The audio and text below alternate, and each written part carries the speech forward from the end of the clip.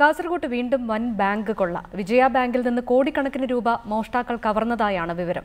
കവർച്ച നടത്തിയ സംഘത്തെക്കുറിച്ച് സൂചന ലഭിച്ചെന്ന് പോലീസ് അറിയിച്ചു. 4 അംഗ സംഘമാണ് കവർച്ച നടത്തിയതെന്നാണ് സൂചന. അന്യസംസ്ഥാന തൊഴിലാളികളെയാണ് പോലീസ് സംശയിക്കുന്നത്.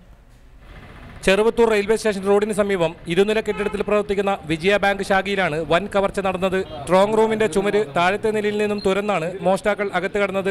7 കോടിയോളം വിലമതിക്കുന്ന സ്വർണം ഷെൽഫിൽ ഇവിടെ സൂക്ഷിച്ചിരുന്നു. ഇതിനിടയിൽ കവർച്ചാ സംഘങ്ങളെക്കുറിച്ച് പോലീസിന് സൂചന ലഭിച്ചു. അന്യസംസ്ഥാന തൊഴിലാളികളാണ് കവർച്ച നടത്തിയതെന്ന നിഗമനത്തിലാണ് പോലീസ്. ഹോസ്ദുർഗ് ഡിവൈഎസ്പി ഹരിചന്ദ്ര നായിക്കിനാണ് അന്വേഷണ ചുമതല. ബാങ്ക് അധികൃതർ നിങ്ങൾ പങ്കുണ്ടാൻ നോക്കേണ്ടി വരും. അതില്ല എന്ന് പറഞ്ഞാൽ പിന്നെ ഇത് എത്ര എളുപ്പത്തിൽ ഒരു ബ്രേക്കിംഗ് ഇല്ലാതെ എങ്ങനെ ഒരു ചെസ് തുറക്കാൻ പറ്റി എന്നാണ് ആ ചോദ്യം. ഞാൻ അങ്ങനെ പറഞ്ഞിട്ട് വിളിച്ചുകൊണ്ടത് പറയത്തില്ല. പക്ഷേ ഇങ്ങനെ കുറച്ച് സംശയങ്ങളുണ്ട്. ആ ചോദ്യങ്ങൾക്ക് മറുപടി കിട്ടേണ്ടതുണ്ട്. വിരലടയാള വിദഗ്ധരും ഡോഗ് സ്ക്വാഡും സ്ഥലത്തെത്തി അന്വേഷണം ഊർജിതമാക്കി. കുഡ്ലു സർവീസ് സഹകരണ ബാങ്ക് കവർച്ചയ്ക്ക് തൊട്ടു പിന്നാലെ ഉണ്ടായ മറ്റൊരു കവർച്ചയെ ഏറെ ആശങ്കയോടെയാണ് പൊതുസമൂഹം കാണുന്നത്. KV Baiju, reporter, Kasaragod.